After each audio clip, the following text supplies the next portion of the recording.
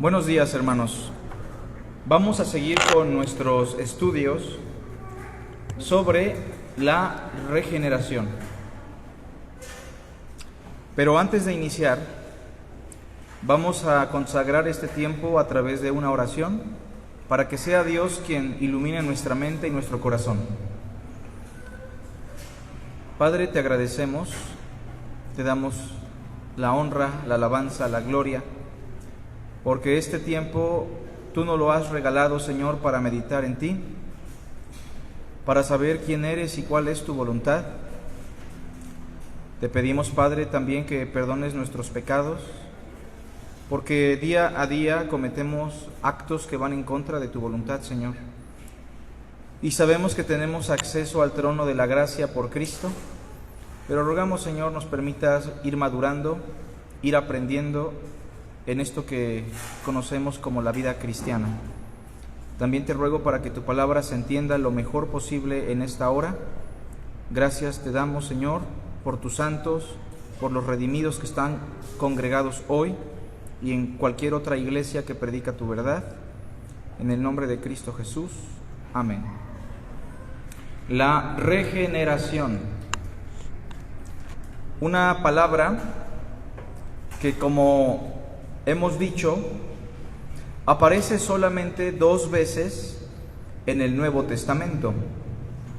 Esta palabra, regeneración, es la palabra griega palingenesia, y esta palabra literalmente se puede traducir como otra vez nuevo. Y para hablar de algo que es nuevo otra vez, la Biblia usa esta palabra regeneración en 2 aspectos.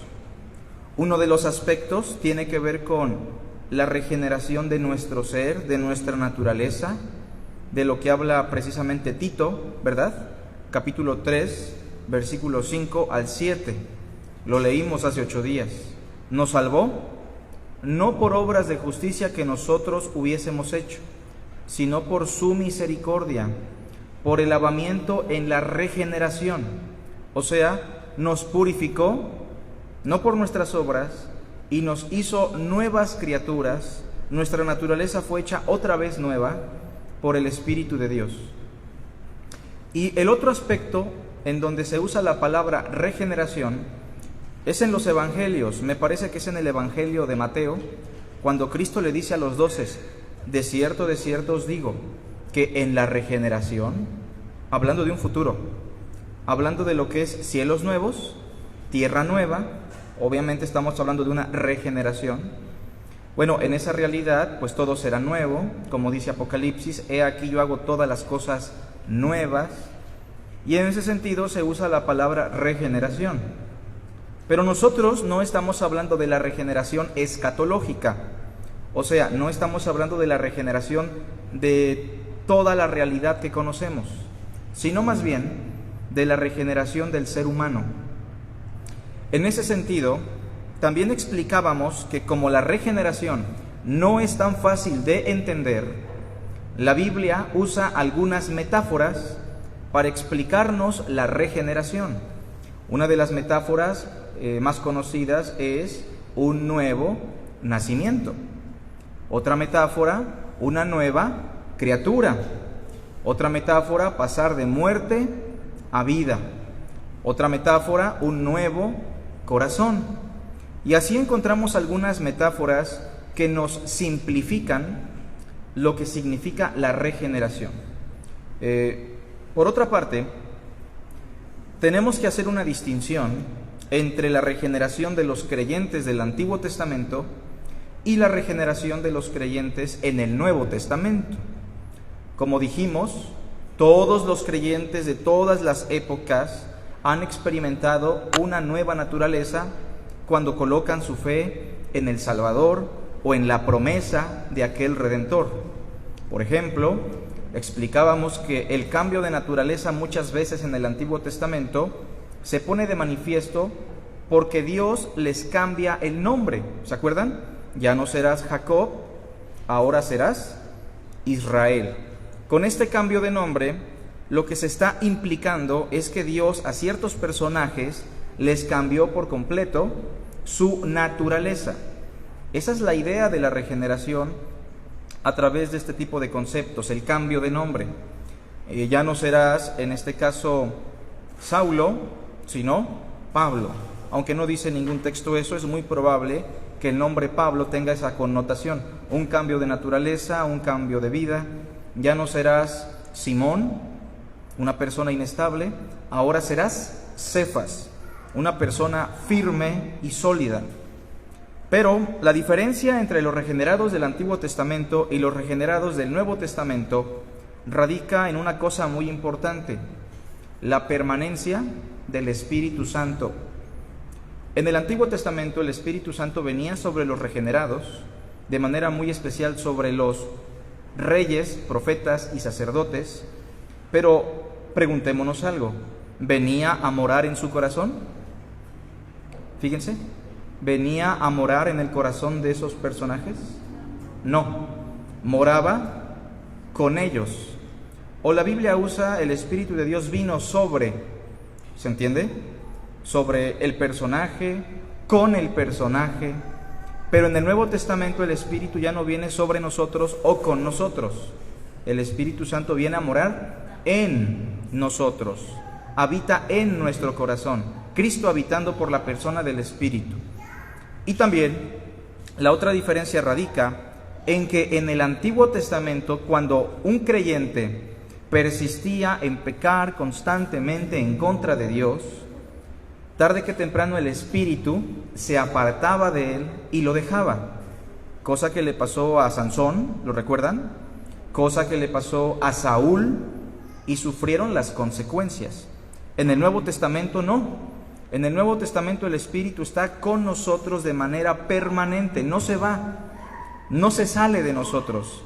Lo que sí es una realidad es que en el Nuevo Testamento lo podemos contristar, lo podemos apagar, son metáforas nada más, que nos indican que la influencia del Espíritu en nosotros puede menguar porque nosotros muchas veces hacemos cosas o vivimos de una manera incorrecta. Y explicábamos que todo esto tiene que ver con la promesa de un nuevo pacto, ¿sí lo recuerdan? El que iba a poner Dios en nuestra mente su ley y sus mandamientos en nuestro corazón es simplemente lo que hemos dicho, el Espíritu morando en nosotros. Bueno, el día de hoy hablaremos otra vez de la regeneración, pero explicaremos la regeneración a partir de la charla que tuvo Jesús de Nazaret con un hombre religioso de su época que necesitaba ser confrontado con la necesidad de la regeneración. Así que abran sus Biblias en Juan capítulo 3.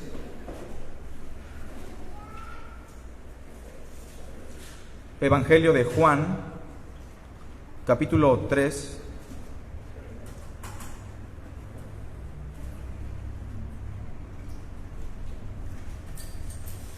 Y vamos a dar lectura del verso 1 al verso 5.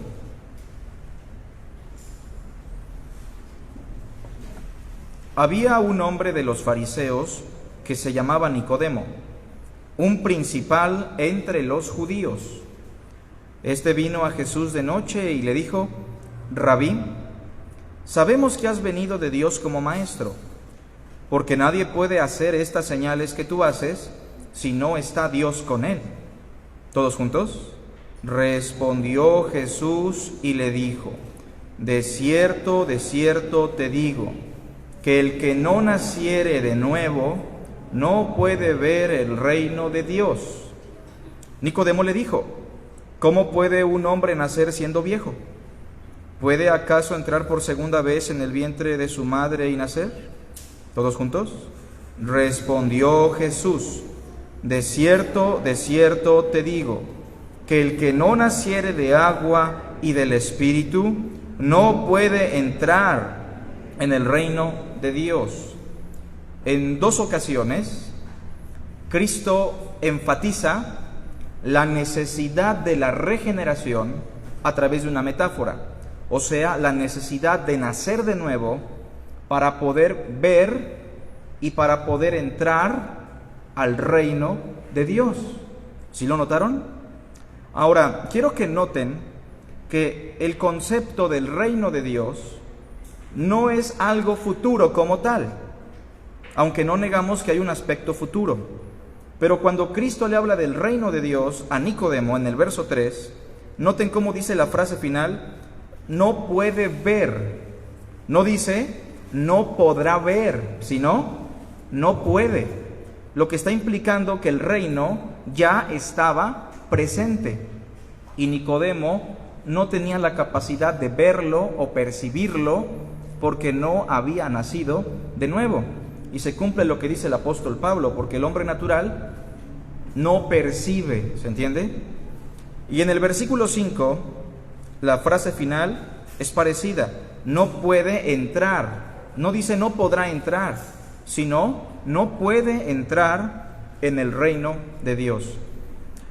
Así que, en primer lugar, debemos enfatizar, número 1, la necesidad de la regeneración. Repito, la necesidad de la regeneración para formar parte del reino. La necesidad de la regeneración para formar parte del reino. Los judíos tenían ideas muy raras, equivocadas, sobre qué requisitos o qué cosas se necesitaban para formar parte de ese reino mesiánico prometido por los profetas. Y muchos de ellos apelaban a su linaje: somos linaje de Abraham. Otros apelaban al linaje del rey David: bueno, somos parte del linaje de David. Otros pensaban que los requisitos consistían en una vida superficial, religiosa, aparentemente piadosa. O sea, sus ideas eran materialistas, superficiales, meramente humanas. Cristo le dice a Nicodemo: mira, lo que realmente se necesita es la experiencia de la regeneración. Pero examinemos un poco a Nicodemo en el verso 1. Este hombre se llamaba Nicodemo.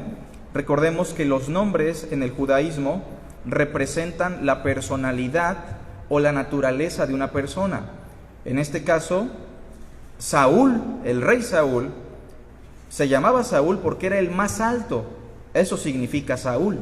Jacob se llamaba Jacob porque era un embustero, un tramposo. Y eso es lo que significa Jacob. Los nombres representan la personalidad y la naturaleza de las personas.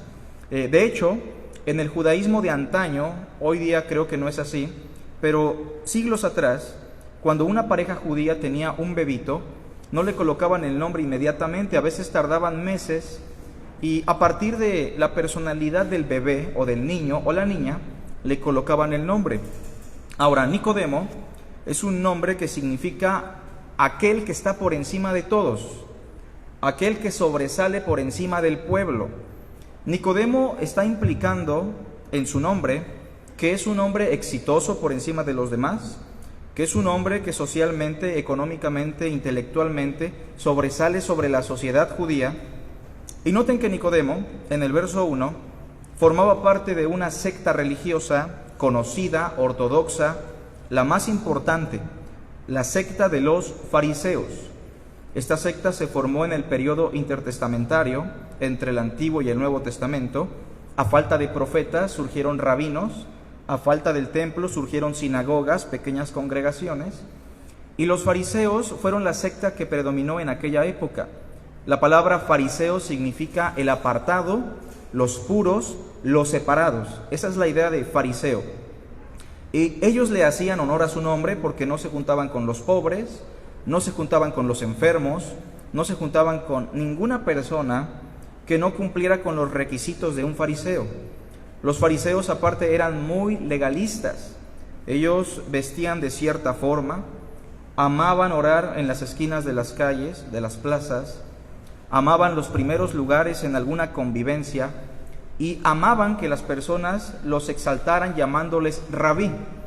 De hecho, el capítulo 23 de Mateo es una condenación larga sobre los escribas y los fariseos, donde Cristo los tacha de personas hipócritas, sepulcros blanqueados y personas que convierten a muchas otras para que experimenten el infierno y no la salvación. Así que Nicodemo, por una parte, es un fariseo, es un hombre exitoso, y en el verso 1 al final, pongan mucha atención, se nos dice que era un principal entre los judíos. O sea, Nicodemo formaba parte de los príncipes de Israel. Algunas Biblias traducen un príncipe entre los judíos. En el pueblo de Israel, en cada ciudad había un concilio de ancianos importante que tomaba las decisiones determinantes para cada pueblo. En el caso de Jerusalén había un Sanedrín, así se llamaba este concilio. Un Sanedrín que era un conjunto de ancianos, aproximadamente 70, exactamente eran 73 o 72 por ahí. Y cuando se nos dice en este verso que Nicodemo era un principal entre los judíos, debemos entender que Nicodemo era uno de los 70 hombres más prominentes, importantes e influyentes en Jerusalén. De manera que Jesucristo está charlando con un hombre, humanamente hablando, muy imponente, muy importante, y que destaca por encima de cualquier otro judío en Jerusalén. Algo más a destacar en el versículo 10. Respondió Jesús y le dijo: ¿eres tú maestro de Israel y no sabes esto? Otra cualidad de Nicodemo era que él era un maestro de Israel. ¿Sí lo notan? O sea, él no solamente tenía una posición económica y social, no solamente practicaba los ritos judíos, sino que aparte él, en algunas ocasiones, o tal vez muy frecuentemente, enseñaba la ley de Dios, enseñaba los decretos del Eterno. O sea que Nicodemo fungía como maestro en Israel, un pueblo dedicado a Dios. Y si hablamos de un maestro, de seguro que tenía mucho conocimiento, aunque por el verso que acabamos de leer, todo ese conocimiento no le servía porque no había experimentado ni entendido la regeneración. Ahora, esto nos lleva a algunos incisos en nuestro primer punto. Inciso A: podemos tener una buena religión, pero eso no nos da el acceso al reino. ¿Queda claro eso? Podemos tener una muy buena religión, pero eso no nos da el acceso al reino. Hay personas que se jactan de ser reformados hoy día, otros se jactan de ser bautistas, otros se jactan de ser pentecostales, otros se jactan de ser anglicanos, presbiterianos. Tenemos una pluralidad de denominaciones, círculos religiosos, ortodoxos, antiguos, históricos, ordenados, tradicionales. O sea, ¿qué podríamos decir de nuestra denominación? Tiene muchos siglos en existencia. ¿Qué podríamos decir de las iglesias reformadas? Tienen un soporte teológico muy fuerte a partir de la Reforma Protestante. De la misma manera una iglesia presbiteriana, una iglesia anglicana. Pero mis hermanos, tengamos cuidado, porque ninguna religión, ninguna denominación, ninguna corriente religiosa nos da el acceso al reino de Dios. ¿Queda claro eso? Eso debe derrumbarlo a usted, a mí y a Nicodemo, si es que nos jactamos y pensamos que por nuestra denominación tenemos una preferencia delante de Dios. Debemos recordar que esa actitud es una actitud farisea y que definitivamente es puro humo, porque no te puede dar acceso al reino de Dios.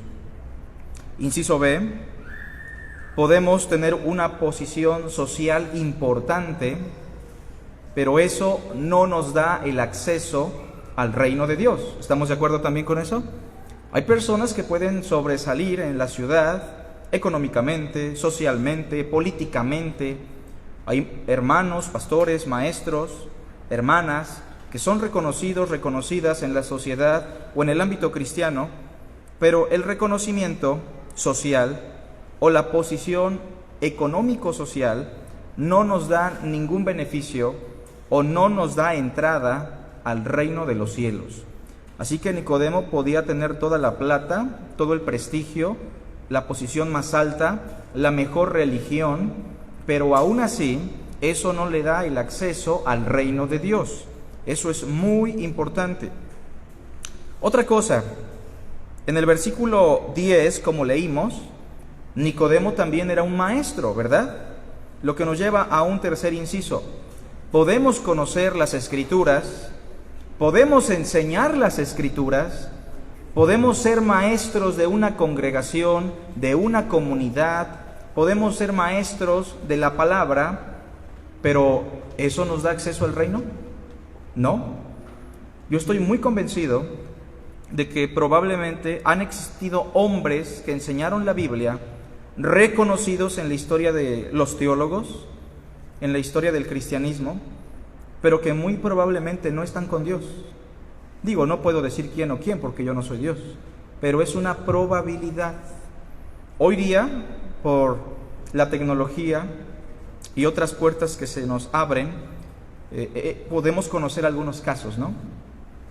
No es el tema de hoy, pero mis hermanos, enseñar la palabra no nos garantiza que tenemos el acceso al reino de Dios. Noten por último el verso 2, dice así: Este vino a Jesús de noche, y yo creo que usted ya sabe por qué fue de noche, porque los judíos, especialmente los fariseos, habían acordado, eso aparece en el capítulo 9 de Juan, que si alguno tenía contacto con Jesús o lo reconocía como Mesías, iba a ser expulsado de la sinagoga, cosa que le pasó a un ciego de nacimiento, ¿lo recuerdan? Lo expulsaron por tener un contacto y reconocer a Jesús como el Mesías. Entonces Nicodemo, con mucha cautela, con un hambre natural que existe en todo ser humano, un hambre que definitivamente siempre empieza a desviarse, porque al saber que ahí está Dios, nunca busca a Dios. Esa hambre existe, pero tiende a evadir a Dios. Bueno, pero con esa hambre de saciar su corazón, puesto que ni su religión, ni su posición, ni su ministerio eran suficientes, buscó a Jesús y ¿qué le dijo? Rabí, sabemos que has venido de Dios como maestro. Primero me gustaría señalar que él no dice, Rabí, yo sé. Él no dice yo sé. ¿Cómo dice? Sabemos. Porque Nicodemo, de manera inconsciente, está representando lo que la élite religiosa piensa de Jesús. O sea, ellos son hipócritas. Ellos son falsos. Porque ellos saben que Jesús es un maestro que ha venido de Dios y Nicodemo lo está expresando. Sabemos que has venido de Dios como maestro, porque nadie puede hacer estas señales que tú haces si no está Dios con él. Las señales que hizo en la Pascua, en el capítulo 2, la parte final. Preguntémonos algo.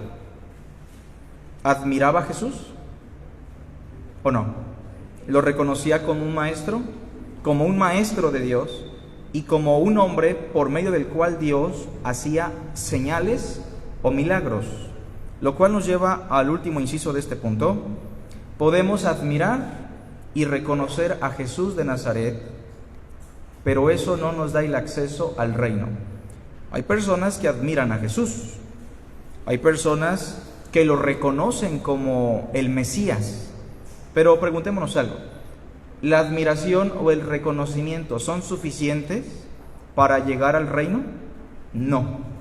Si usted platica con cualquier otra denominación cristiana, sea cual sea, todos lo van a admirar y todos lo van a reconocer.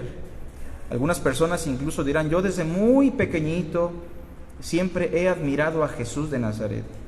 Presidentes, reyes, personas de la alta sociedad lo admiran y lo reconocen. Los musulmanes, los hindú, el judaísmo, toda religión, toda persona que sabe de Jesús, en su mayoría, lo admira. Y usted puede admirar a Jesús, pero eso no le da el acceso al reino. O sea, vean cuántas cosas Cristo está de alguna manera destruyendo en la concepción de Nicodemo para que él entienda la necesidad de ¿qué? De regenerarse. de nacer de nuevo. Y seguimos leyendo, versículo 3. Respondió Jesús y le dijo: de cierto te digo, que el que no naciere de nuevo no puede ver el reino de Dios. Punto número 2. La regeneración es el único medio. La regeneración es el único medio para acceder al reino. La regeneración es el único medio para acceder al reino.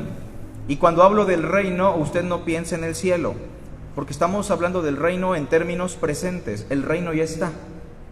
¿No lo podemos ver? Bueno, creo que la mayoría lo podemos ver, porque lo vemos en una persona transformada, lo vemos en una persona que empieza a hacer la voluntad de Dios aquí en la tierra, como se hace en los cielos. El reino de Dios, recuerden hermanos, es un poquito sigiloso, no lo vemos claramente, pero lo vemos los creyentes, los regenerados, porque así como la levadura en la masa se empieza a esponjar, pero la podemos ver, pero su influencia ahí está, empieza a esponjar la masa hasta que leuda todo. Hay que enfatizar que el único medio para acceder al reino es la regeneración. Ahora, noten que Nicodemo, verso 4, como que no entiende muy bien el lenguaje de Cristo. Nicodemo le dijo: ¿cómo puede un hombre nacer siendo viejo? ¿Le entendió? Yo pienso que no. Y es la misma secuencia de los evangelios o del evangelio de Juan. La mujer samaritana, ¿le entendió cuando le habló del agua viva? Tampoco. La multitud, ¿le entendió cuando les habló del verdadero pan? Tampoco. Lo interpretaron como canibalismo. Y Nicodemo no entiende porque el hombre natural, recordemos eso, no percibe las cosas que son del Espíritu de Dios. ¿Puedo acaso entrar por segunda vez en el vientre de mi madre y nacer? Es lo que pregunta Nicodemo. 5. Respondió Jesús: de cierto te digo, que el que no naciere de agua y del Espíritu no puede entrar en el reino de Dios. Dos elementos importantes en la regeneración. ¿Cuáles son? Agua y Espíritu. Aquí hay que enfatizar algo. El agua no está simbolizando el bautismo. Tengo que explicarlo porque algunas personas piensan que van a experimentar la regeneración por tener contacto con el agua en el bautismo. No es la idea de Cristo. Cuando hablamos de la regeneración, el agua siempre forma parte de esa experiencia como símbolo de purificación. No pierdan Juan, busquen Tito.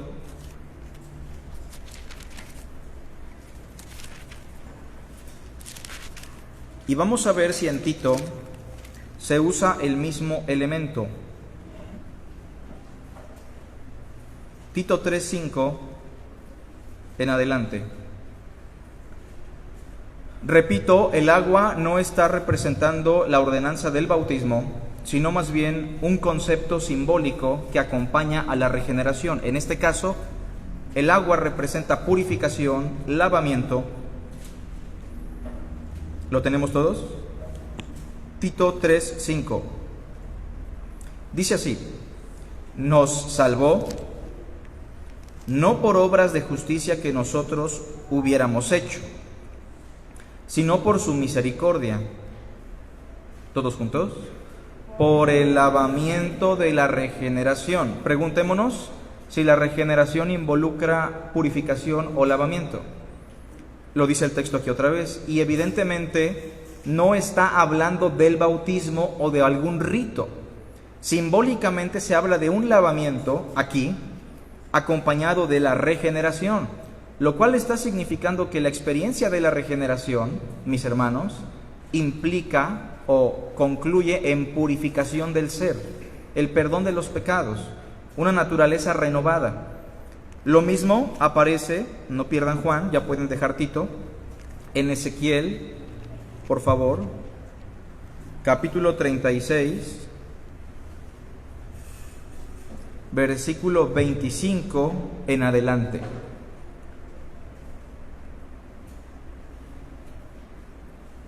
¿Lo tenemos todos? Ezequiel 36, versículo 25 en adelante. Le voy a dar lectura. Dice así: esparciré sobre vosotros agua limpia. ¿Sí notan eso? Ahí está el elemento del agua. Esparciré sobre vosotros agua limpia, y seréis limpiados de todas vuestras inmundicias, y de todos vuestros ídolos os limpiaré. ¿Realmente una cubetada de agua nos puede limpiar de la idolatría y de la inmundicia? Pues no. Se está hablando simbólicamente. Pero aunado a esta purificación, ¿de qué se nos habla en el verso 26? Os daré corazón nuevo. No sé si están entendiendo, mis hermanos, que siempre que se habla de regeneración, aunado a esa experiencia de una nueva naturaleza, se habla también de una purificación o de una renovación que está simbolizada por agua, lavamiento, entre otros pasajes que podríamos leer. Regresando a Juan capítulo 3, y dejando en claro que nacemos de nuevo por la obra purificadora del Espíritu Santo, repito, nacemos de nuevo por la obra purificadora del Espíritu Santo. Cristo enfatiza en el verso 6, capítulo 3, verso 6, lo que es nacido de la carne, carne es, y lo que es nacido del Espíritu, Espíritu es. Entonces nosotros hemos experimentado en esta analogía un nacimiento humano, y muchos años estuvimos en esa condición. Éramos meramente hombres naturales. ¿Qué significa? Sin el Espíritu de Dios.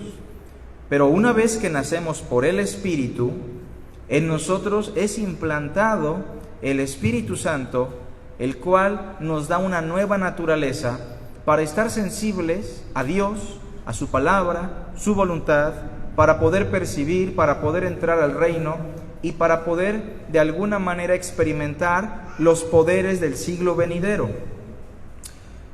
Esa nueva naturaleza definitivamente permite que usted y yo tengamos diferentes afectos, que tengamos diferentes impulsos, aunque no debemos negar que nuestra naturaleza caída sigue palpable en nosotros y por eso hay una discrepancia, una lucha. Pero una persona regenerada es una persona que ha experimentado una nueva naturaleza. Seguimos.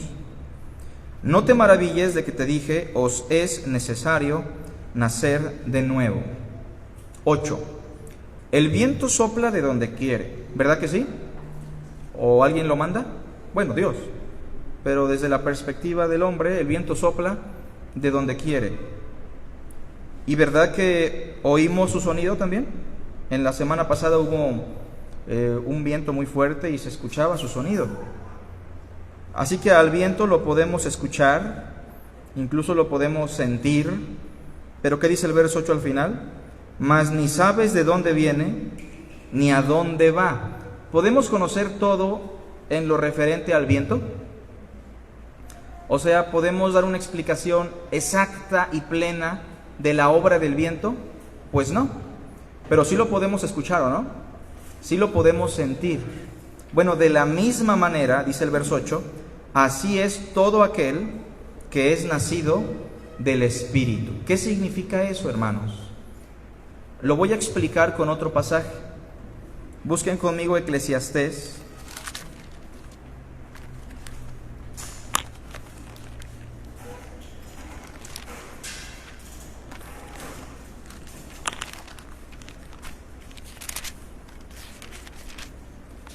Busque por favor el capítulo 11.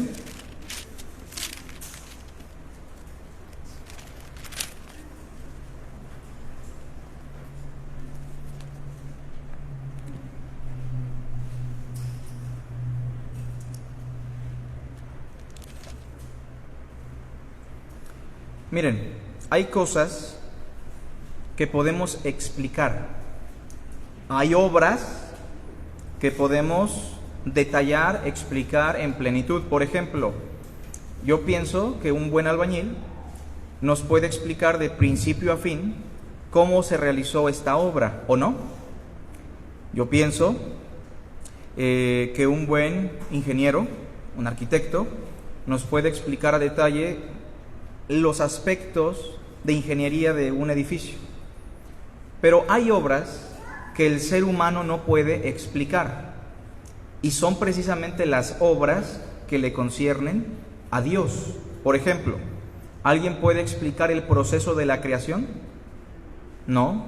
O sea, podemos dar una explicación de acuerdo al Génesis, pero explicar a detalle cómo Dios hizo todas las cosas en plenitud es imposible. Ahora, ¿podemos explicar cómo Dios regenera a un ser humano? Tenemos limitantes. Vean lo que dice el 11, versículo 5. Como tú no sabes cuál es el camino del viento, es lo que dice Juan, ¿verdad? O cómo crecen los huesos en el vientre de la mujer encinta, también no sabemos a detalle cómo es eso. ¿Cómo dice, hermanos?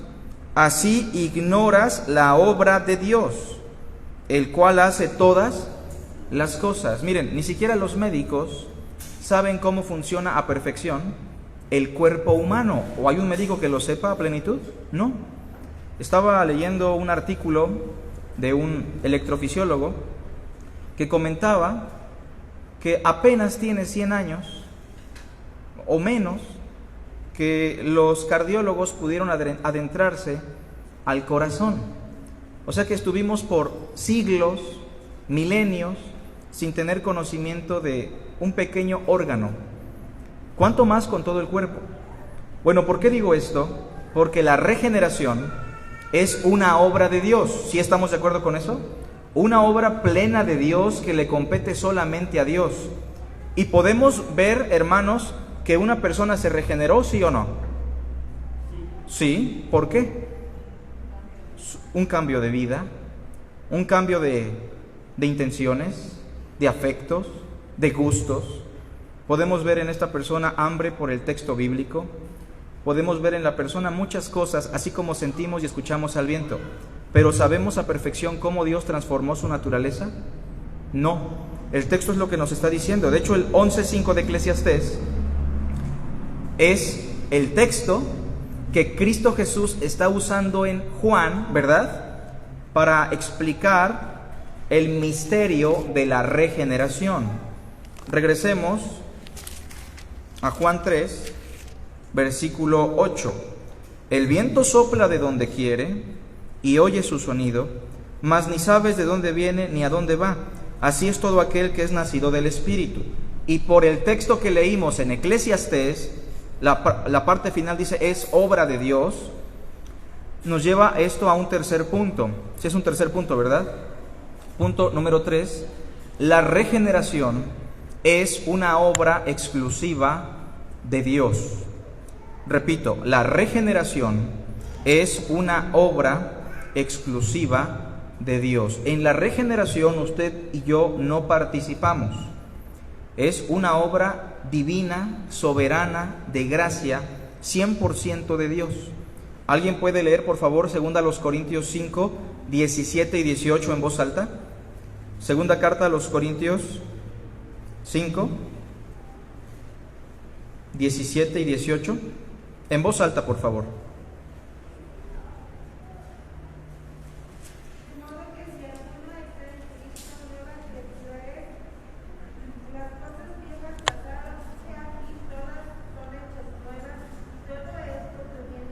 Hasta ahí, fíjense, si alguno está en Cristo, es una persona regenerada, es una nueva criatura. Las cosas viejas pasaron, he aquí, todas son hechas nuevas. Pero ¿cuál es la primera frase del verso 18? Todos juntos. Y todo esto proviene de Dios. Por eso enfatizamos que la regeneración es una obra plena de Dios. Y esa es la analogía que usa Jesucristo, la analogía de Eclesiastés, del viento. Ya vamos a terminar, hermanos, versículo 9. Respondió Nicodemo y le dijo, ¿cómo puede hacerse esto? Hacemos la pregunta como punto número 4. ¿Cómo puede un ser humano experimentar la regeneración? Punto número 4, es una pregunta. ¿Cómo puede el hombre, un ser humano, experimentar el nuevo nacimiento o la regeneración? Porque la pregunta es, ¿Nicodemo está preocupado o no? Está muy preocupado porque sabe que nada de lo que tiene o ha logrado le sirve para alcanzar salvación. Él quiere acceder al reino.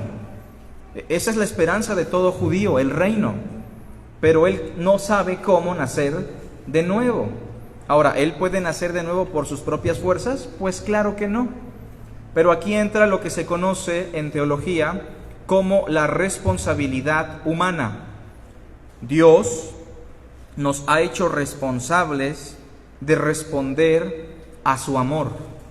Dios nos ha hecho criaturas con una voluntad consciente para poder rechazar voluntariamente o aceptar voluntariamente su misericordia o su gracia. Obviamente, ningún ser humano hijo de Adán tiene la capacidad de escoger lo bueno, pero todos los seres humanos, desde Adán hasta el último hombre, tienen una voluntad consciente sí o no. Son responsables sí o no. Fíjense, hay un texto que dice, el que cree en el Hijo tiene vida eterna. ¿Qué dice después? Pero el que rehúsa, o sea, hay una responsabilidad, hay una voluntad consciente de aquellos que rechazan a Cristo, pero el que rehúsa creer en el Hijo no verá la vida. Ahora, Nicodemo le pregunta a Jesús, ¿cómo puedo hacer esto? O sea, ¿cómo puedo nacer de nuevo? ¿Se entiende? Él está preocupado, y si usted solamente ha llegado a la congregación porque alguien lo invitó, porque sus papás lo traen, porque su pareja lo trae, y usted se ha dado cuenta que no ha experimentado el nuevo nacimiento, debería hacerse la misma pregunta hoy. Debería hacerle la pregunta a Cristo, ¿cómo puedo hacerlo? ¿Cómo puede hacerse esto? Porque si usted muere en esa condición, no va a experimentar la gloria eterna. Dice el verso 10, respondió Jesús y le dijo, ¿eres tú maestro de Israel y no sabes esto? Ya explicamos que aquí maestro de Israel no se refiere a uno de nuestros hermanos, sino al pueblo judío, ¿verdad? Era un maestro de esa población. 11. De cierto te digo, que lo que sabemos hablamos, y lo que hemos visto testificamos, pero ustedes no reciben nuestro testimonio. ¿Por qué Cristo le habla en plural si la pregunta fue en singular? O sea, es una pregunta personal, particular. ¿Saben por qué Cristo le responde en plural, hermanos? Porque ¿cómo inició la charla Nicodemo en el verso 2? Sabemos que has venido de Dios. Nicodemo está representando a un grupo de personas que ha querido acceder al reino de manera plural a través de cosas que no les dan acceso al reino. Y Cristo está hablando en nombre no solamente de Él, está hablando en nombre de todos aquellos que han conocido el camino de redención y que han visto y testificado el camino de salvación, como pudo ser los patriarcas, los reyes, los profetas, el mismo Juan, los mismos discípulos de Cristo. Pero Cristo les reitera en el verso 11 al final, y no recibís nuestro testimonio. Un paso que nos acerca a la regeneración, no que nos regenera, un paso que nos acerca a la regeneración es recibir el conocimiento y el testimonio de Dios. ¿Se entiende? El testimonio de Dios, el conocimiento de Dios nos ayuda a acercarnos más a cómo puedo yo regenerarme. Verso 12. Mira, si os he dicho cosas terrenales y no creéis, ¿cómo creeréis si os dijere las celestiales? Lo que te voy a decir es algo celestial, Nicodemo. Es algo que trasciende a la capacidad humana. 13. Aquí empieza la respuesta a la pregunta. ¿Cuál fue la pregunta?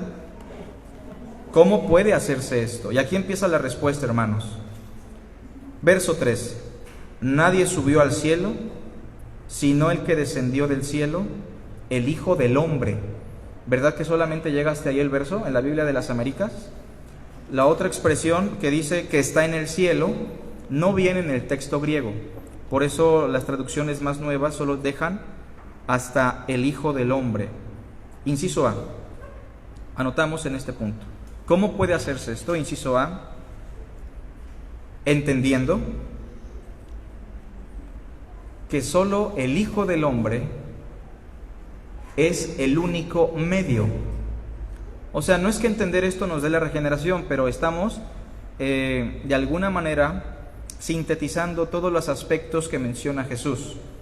Y uno de ellos es, mira, nadie subió al cielo, Nicodemo, sino el que descendió del cielo. O sea, el único que te puede ayudar, el único mediador entre el cielo y la tierra, entre Dios y los hombres, ¿quién es? El Hijo del Hombre. Ahora, Nicodemo entiende muy bien lo que significa el Hijo del Hombre, porque es una expresión que aparece en los profetas de manera muy particular en el profeta Daniel. ¿Sí recuerdan que se habla de uno semejante al Hijo del Hombre? Así que él entiende que se refiere al Mesías y que se refiere a él mismo, a Jesús de Nazaret, quien descendió del cielo y ahora está en la tierra siendo el mediador. Verso 14. Y como Moisés levantó la serpiente en el desierto, así es necesario que el Hijo del Hombre sea levantado. Inciso B. Entendiendo la obra del Hijo del Hombre. ¿Cuál es la obra del Hijo del Hombre o cuál es la acrópolis o el clímax de su obra? Cuando el Hijo del Hombre fue levantado como la serpiente en el desierto. Así como Moisés levantó una serpiente para librar a los israelitas de la muerte y del veneno de las serpientes, así el Hijo del Hombre será levantado para librar a cada ser humano, a todos los hombres, de la ira venidera, del castigo eterno. Así que es importante entender que Él es el único mediador, es importante entender que Él es el único que ha logrado una obra de redención perfecta, siendo levantado en la cruz y siendo muerto por nuestros pecados. Verso 15. Para que todo aquel que en Él cree no se pierda, mas tenga vida eterna. Inciso C y terminamos. Apropiándonos de la vida eterna por medio de la fe en Cristo. Fíjense, apropiándonos de la vida eterna por medio de la fe en Cristo o en el Hijo de Dios. Es importante explicar esto, hermanos. Con respecto a la vida eterna, el perdón de los pecados, la salvación, ¿nos la tenemos que ganar? ¿Cómo ven? ¿Nos tenemos que ganar la vida eterna o la salvación? No, no lo tenemos que ganar porque alguien ya pagó. Ganar salvación, ganar vida eterna implica mérito humano y la salvación no es un mérito, es un regalo. Por otra parte, ¿por medio de la fe activamos la redención que logró Cristo? Tampoco, porque la redención de Cristo está activada desde su obra redentora. Por eso usamos una palabra clave: nos apropiamos. Simplemente nos apropiamos de esa obra redentora, de esa vida eterna, de esa relación con Dios por medio de la fe. Y ya explicaremos que aún la fe es el producto de la obra de Dios en el llamamiento o en la obra de iluminación. Sigue diciendo, hermanos, el verso 16. Porque de tal manera amó Dios al mundo. Esto le debe pegar duro a Nicodemo. ¿Saben por qué? Porque el fariseo regularmente cree que Dios solamente ama a los rectos, a los puros. Ah, no, pero mira, Nicodemo, Dios amó tanto al mundo que ha dado a su Hijo unigénito.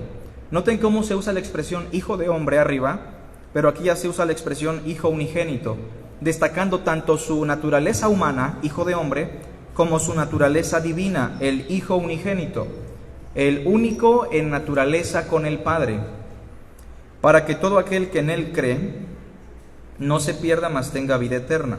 No sé si se dan cuenta, hermanos, que el énfasis es el creer, la fe. ¿Cómo puedo yo experimentar la salvación, la regeneración, la vida eterna? Creyendo en Él. Ahora, eso bajo la perspectiva de la responsabilidad humana. Ya explicaremos cómo se produce la fe. Versículo 17, porque no envió Dios a su Hijo al mundo para condenar al mundo, sino para que el mundo sea salvo por él. El que en él cree no es condenado, pero el que no cree ya ha sido condenado, porque no ha creído en el nombre del unigénito Hijo de Dios. ¿Cree usted conscientemente,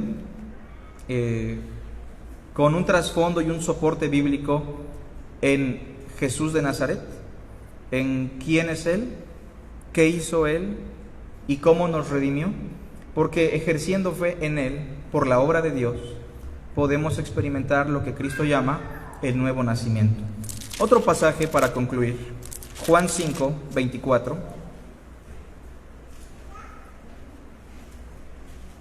Dice así: de cierto os digo. ¿Qué es lo que necesita primero? Oír su palabra. ¿Qué dice? El que oye mi palabra, ¿qué más? Y cree al que me envió, tiene vida eterna, y no vendrá a condenación, mas ha sido regenerado. En metáfora, ha pasado de muerte a vida. Mis hermanos, es importante enfatizar esto. Y si alguien tiene alguna pregunta, con todo gusto trataremos de apoyar. ¿Preguntas, comentarios? ¿No? Bueno, pues sean todos bienvenidos. Tenemos un receso de unos 10 minutitos. En la parte de atrás tenemos café para quien guste. Que Dios les bendiga, hermanos.